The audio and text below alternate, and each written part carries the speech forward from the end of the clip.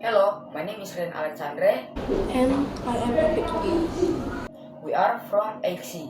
Today, we want to tell you guys a story called Little Red Riding Hood. Once upon a time, there was a dear little girl who was loved by everybody that looked at her, but most of all by her grandmother. And there's nothing that she wouldn't have given to the child. Once, she gave her a little cap of red velvet, which suited her so well that she would never want to wear anything else, which made her called Little Red Riding Hood.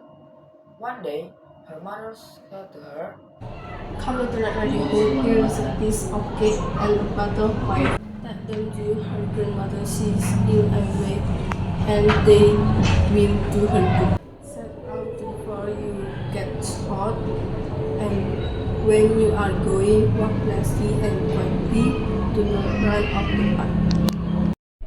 Or you may fall and break the bottle. Then your grandmother will get nothing.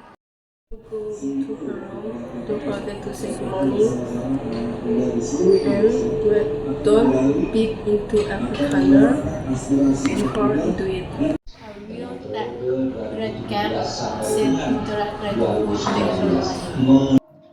The grandmother lived out in the wood a half league from the village, and just as Little Red Riding Hood entered the wood, a wolf met her.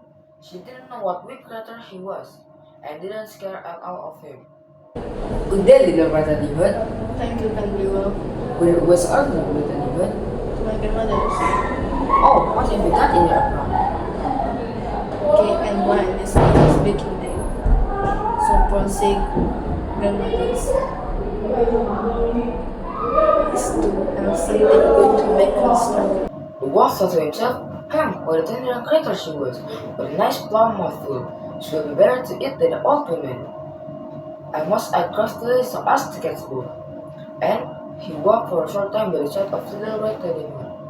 And then he said, See, Little Red Riding Hood, see how the beautiful flowers are growing everywhere. I believe too that you don't hear how sweetly the little birds are singing. You walk gravely along as if you were going to the school, but everything else out here in the wood is merry. Little Red Riding Hood raised her eyes, and she saw the sunbeams are dancing here and there through the trees, and the pretty flowers are growing everywhere. She thought, suppose I take grandmother's fresh nosegay, it would please her too. And he ran from the path into the wood to look for the flowers. And whenever she had to pick one, she fancied that she saw a still prettier one farther on. And she got deeper and deeper into the wood. But the wolf ran straight into the grandmother's house and knocked at the door. Who is that? The Little Red Riding Hood, replied the wolf. She is bringing cake and wine. Open the door. Leave the legs. Turn out to grandmother's. I'm too late and I cannot get up. The wolf lifted the latch and the door sprang open. And without saying any words, the wolf ran straight into grandmother's bed and devoured her. And then the wolf wore grandmother's clothes and dressed like grandmother's. Little Red Riding Hood, however, had been running on picking up flowers, and when she gathered so many that she could carry no more, she remembered her grandmother's, and she set her way up onto her grandmother. So the Little Red Riding Hood go into the grandmother's bedroom and say good morning, but received no answers. So she go into the grandmother's bed and pull the curtains. And when she pulled the curtains, she saw the grandmother was laying on the bed. And the grandmother's face are fully covered by her cap. He is so happy. This is very better, my child. Pink eyes you have. To see better, my dear. But lost hair you have. To have you better.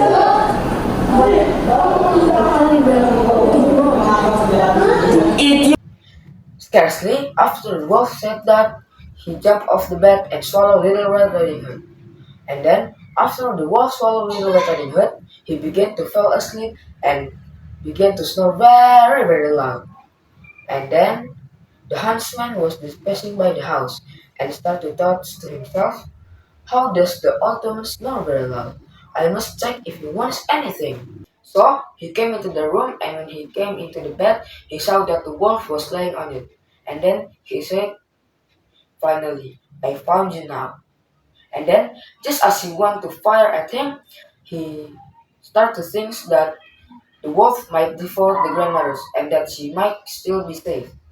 So he didn't shoot the wolf, but took a pair of scissors and cut the, the wolf's stomach. When he made two snips, the little Red Riding Hood shined. And when he made two snips more, the little Red Riding Hood sprang out crying. Ah, how frightened I am! How dark it was inside the wolf! Little Red Riding Hood quickly put in the stones inside of the wolf's stomach. And then, when the wolf woke up, he wanted to run, but the stones was too heavy, which made him fall. Then all three were delighted. The huntsman drew off the wolf's skin and went home with it. The grandmother ate the cake and drank the wine. But the little Red Riding Hood thought to herself, as long as I live, I will never by myself leave from the path to run to the wood, when my mom has forbidden me to do so.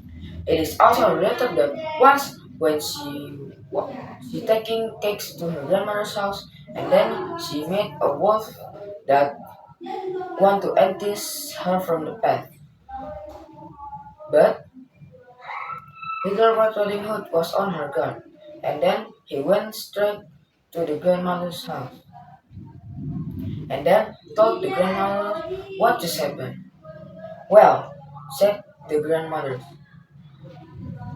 we will shut the door that he may not come in, and then to steal after her and devour her in the darkness. But the grandmother saw what was in his thoughts. In front of the house was a great stone tree. So she said to the child, take the pail, little Red Riding Hood. I made some sausages yesterday, so carry the water in which I boiled them to the trough. Little Red Riding Hood carried until the great trough was quite full. The sausages smell reached the wolf, so he sniffed and peeped down, and at last stretched out his neck. He could no longer keep feeding and began to slip. Slipped down from the roof straight into the great trough and began to drowning.